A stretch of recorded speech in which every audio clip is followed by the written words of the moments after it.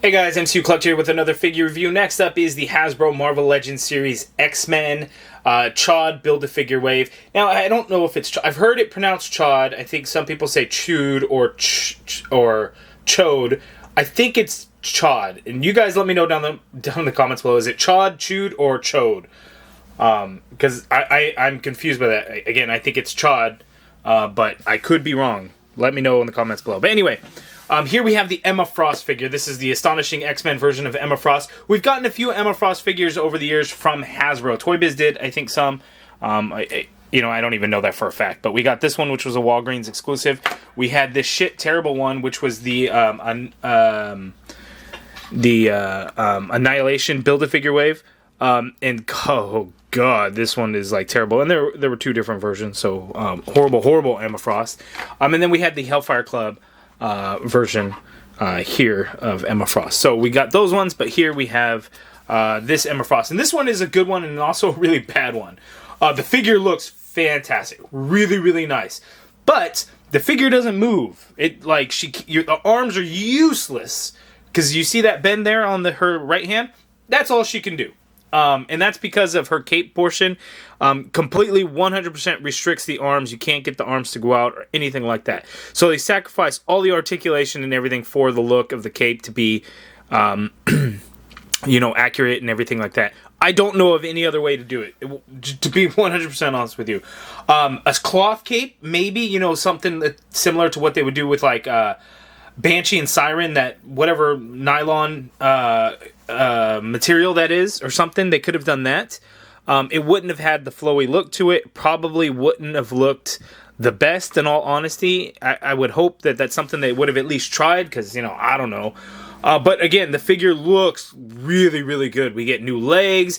The arms aren't going to be new, but the figure is almost all new, like 90% new. It's just the arms are going to be reused because they're even single jointed elbows, which is fine because you're only going to bend 90 degrees anyway. So why would it need the double jointed elbows unless you were going to then customize or cut the cape off? And do something like that, then, of course, that would be an option. The accessories that she comes with is she has the right leg to the Chewed Build-A-Figure, whichever one it is. Again, let me know in the comments below how it should be pronounced. But we have the Build-A-Figure piece there. It's essentially the Rhino, the Abomination Build-A-Figure. Not a whole lot going on for it. It seems pretty lazy, unfortunately, but that's what we have going for the Build-A-Figure. But anyway... in terms of accessories specific to Emma Frost, we get an extra pair of hands. So out of the package, she has an open right hand and a fist for her left. We get the fist for the right and the open hand for the left. These are, again, typical open hands and fists that we get with most female figures. Nothing special going on. The package, we get the X-Men logo up at the top. Here is the entire Chewed Build-A-Figure wave. So we looked at Cyclops already. He was the first one, Astonishing X-Men, then Astonishing X-Men Emma Frost. And then we're going to take a look at Fang, Monet St. Croix, Corsair, Kid Omega, and Chamber before we look at the Chod Build-A-Figure. So there on the back of the package, you see what she comes with, just the hands and the Build-A-Figure piece. And that's it. Now, let's go ahead and get in for the closer look at Emma Frost. Okay, so here's an up-close look at the Emma Frost figure, and I think this face sculpt looks really good. I know a lot of people, not a lot of people, I have seen some criticisms that she doesn't look good. To me, this is how she looked in the comics. When I look up images and stuff, this is how she looks. I think it came out pretty good, with the right color lipstick and everything. I think that digital print actually is pretty perfect. There's no flaws or anything like that, if that makes sense. So to me, I think it looks pretty good. The hair is this yellow color, and we get a little bit of some shading in there to bring out the details of it, and that looks good, and that's kind of throughout the figure. But looking at the figure again, it's really nice. You got the X logo there on the belt. We get these new legs, so you actually get the seam going all the way up on her legs. Her top, you can see this cape portion is part of that figure. The arms are just in a white plastic color, but she does have the pinless knees. We have these new heels. They are not the same. I was going to assume that they were going to be the same from the Hellfire Club Emma Frost, but they are in fact different. We actually get some sculpted detail into those boots. So again, they are different. They're similar, but they are not the same. So we get new ones. And the great thing about it is she seems to be pretty stable. Like, she has this wavy cape. Let me zoom out a little bit. She's got this wavy cape, so I'm thinking it's going to be hard for her to stand, but I mean, look how quickly I can actually get her to stand. Most female figures would just be like, wah, and fall over.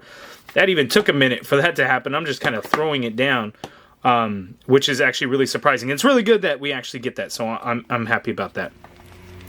There is the little net collar piece there. Again, so the arms, you're never going to get those arms to move at the shoulder. It's just not going to happen.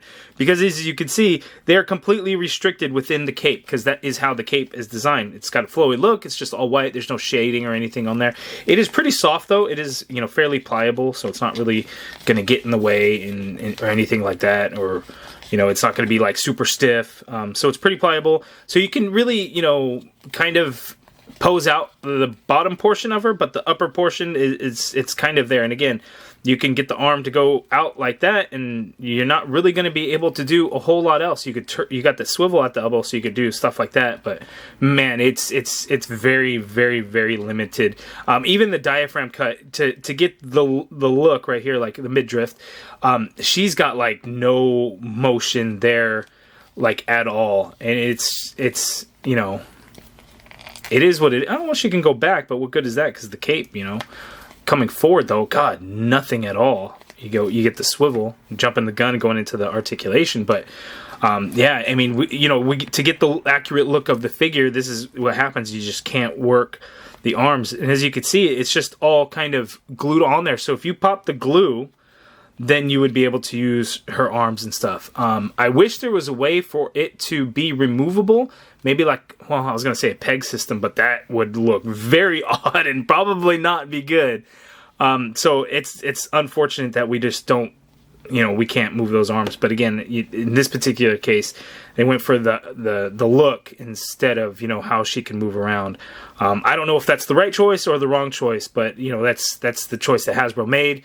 I think the figure looks really good, but again, the functionality of it, it's just not great. Which, let's go ahead and see right now as we go into the articulation. Okay, so Emma Frost, her head is on a dumbbell joint, so we're going to get limited motion there, coupled with the fact that she has long hair. She's not really going to be able to look anywhere down, not really up, hell no, because of the hair again. But you get swivel in there. You can do some pivot, but the issue is her hair really kind of prevents that, again, from happening. It's pretty form-fitting around her shoulders and the back, so not really a whole lot you can do there. I was going to say her arms can go straight on out, but no, they can't. You can't do anything with them. She come forward that much, go back that much, but not a whole lot else. Swivel at the elbow, but it's even hard to get a good grip in there to swivel. But swivel at the elbow, single joint, so you get that much bend there, that much bend there. That's all that she's going to be able to do. Wrist swivel, and they do have a hinge. Standard horizontal hinge on the fists and the open hands. That diaphragm cut on hers, it's right under her corset. So she has the swivel in there, which is good. Tilt, a little bit. So tilt to the left there. Tilt to the right. That much there. Back, again, she can go back, but then the cape just hits the back of the leg, so it just doesn't really, you know, it doesn't really function. And then in terms of forward, there's literally none at all. That is all the way forward, which is basically the standard upright standing position. It does not move forward, and that's very unfortunate that, you know, we wouldn't be able to at least get that. So too bad. I think I mentioned the swivel there. Legs go out. Let's see. Ooh, this leg's kind of stiff. Legs go out that far apart again, but, you know, and it can't really, you know, get her into any kind of pose like that. Leg kicks forward that far, which is good. The leg does go back quite a bit, but again, you're just going to run into the cape issue where it just hits it. You have the upper thigh cut in there. Double jointed knee, which looks really, really nice. That much bend there. Again, really, really good. No calf swivel or anything like that. The heel foot hinges all the way down. We do get a decent amount going up there. There is ankle pivot, and there are peg holes at the toes of the feet. Again, but these feet, you know, even though they're heels, I don't know what the difference is with this one versus the other ones. I think it's probably more so the pinless legs that aren't gummy. So she actually has some, you know, what's the word I'm looking for? She does have some.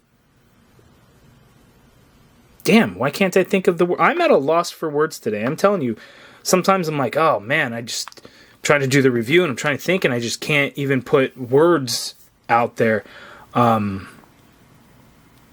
sturdiness. I think that's the word I was looking for. They're sturdy. Without the legs that are gummy, she is sturdy. Which, like the Emma Frost figure, because of that, these legs are like super gummy. Like if you look at this one, her left leg isn't even straight, and I'm trying to get her to stand, and she does not want to stand at all because those legs are thin. They're gummy. They're just not good. So it's a big difference. But anyway, now that we have the Emma Frost figures, I'm going to get the other ones, and we're going to do some side-by-side comparisons, assuming that I'm going to be able to get her to really stand up straight, so we can see the different Emma Frost figures together. Okay, so here are the different Emma Frost figures, and yes, she is going to be on the shorter side compared to the others, but I actually think these legs are more proportionally accurate versus like these two right here, which have really long legs, especially the Hellfire Club one. This one is just, God, it's so atrocious. Like, I hate it. The only reason why I had it is because it was, one of the few Emma Frost figures, that she's all in white, and even with the variant, these figures suck. Like, I'm getting rid of them. I have no need for them anymore. They are going. I'm just going to toss them on the floor over there. But here are the ones that we really care about. In the Hellfire Club one, I hate because it took me forever to get that one to stand, and then this Walgreens exclusive one took me a little bit longer to get to stand as well. But yeah, this new one is definitely the best one of the bunch. It's just she has the least amount of movement, but she's got the most sturdiness and balance. So it's just kind of one of those things. If you're just going to place the figure on the shelf, she's perfect. If you're going to try and get into action poses, not going to really work out so well. But again, it is the best looking Emma Frost figure, and I should really do this. Have that one there. But yeah, I think it's a huge improvement over the previous Emma Frost figures, and I think this is definitely the one to pick up. I think her alongside Cyclops are definitely going to be amongst the most popular of the wave. I know Monet St. Croix is definitely probably the sleeper of the wave because that figure does look really, really good. And I'm excited for that one too. I think that one might be next on the lineup. Oh no, Fang is next. But we'll get to it. But anyway, there is the Emma Frost figure. Now let's go ahead and see her up with Cyclops. Okay, so 2 figures in the wave. So far, it is a 7-figure wave to build Chad. But here we have the Astonishing X-Men version of Cyclops and Emma Frost, both looking really, really nice together. We should hopefully get a Wolverine figure to match with the Astonishing X-Men. We did get one that is similar but isn't technically accurate. It's a more modern take on Wolverine, but it's not actually the Astonishing costume. But let me grab it real quick.